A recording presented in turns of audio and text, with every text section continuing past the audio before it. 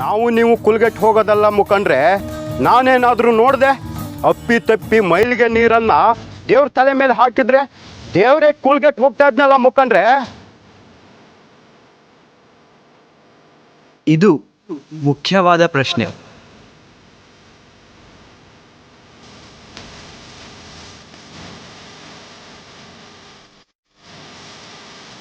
ತಾವು ಯಾರಂತ ಗೊತ್ತಾಗ್ಲಿಲ್ಲ.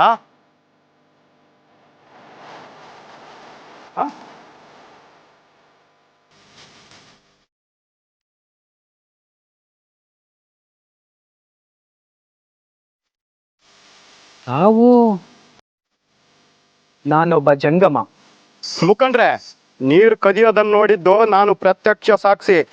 ಇವರು ಆಮೇಲೆ ಬಂದ ಸಾಕ್ಷಿ.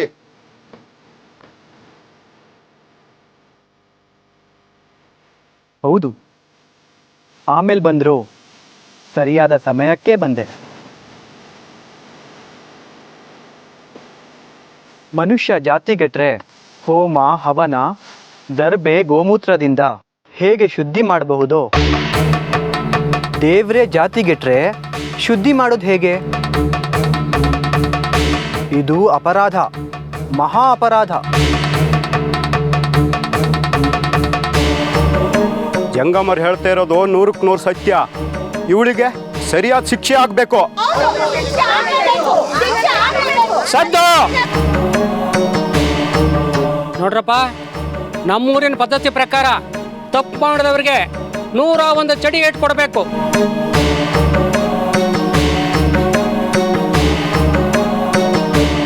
ನೂರ ಯಾಕೆ ಸ್ವಾಮಿ, ಕೊಡೋದು ಕೊಡ್ತೀರಾ, ಇನ್ನೊಂದು ಜಾಸ್ತಿನೇ ಕೊಡಿ.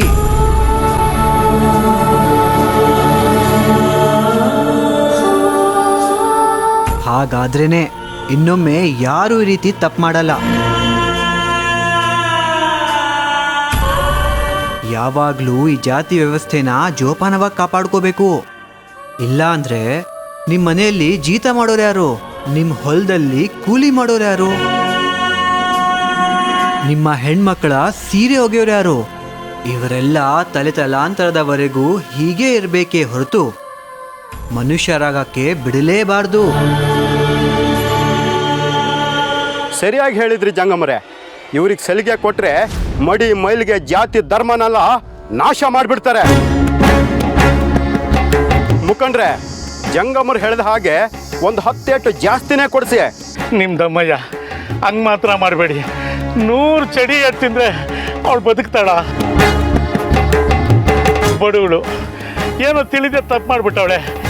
ಒಸಿ ಕರುಣೆ ತೋರಿಸಿ. ಅದು ಹೇಗಯ್ಯ ಕರುಣೆ ತೋರ್ಸೋದಕ್ಕಾಗುತ್ತೆ? ಇವಳು ಮಾಡಿರೋ ತಪ್ಪಿಗೆ ಕೊಡ್ತಾ ಇರೋದು ಕಡಿಮೆ ಶಿಕ್ಷೆನೆ. ಹೌದೌದು, ತಪ್ಪು ಮಾಡಿದವ್ರಿಗೆ ಈ ಶಿಕ್ಷೆ ಬಹಳ ಕಡಿಮೆ. ಮಾತು ಸಾಕು, ಶಿಕ್ಷೆ ಜಾರಿ ಮಾಡ್ತಿ ಮುಖಂಡ್ರೆ. ಸರಿ, ಹಾಗಾದ್ರೆ ಶಿಕ್ಷೆ ಜಾರಿ ಆಗಲಿ. ಹೊಡಿಬೇಡ್ರಪ್ಪ, ಹೊಡಿಬೇಡ್ರಪ್ಪ.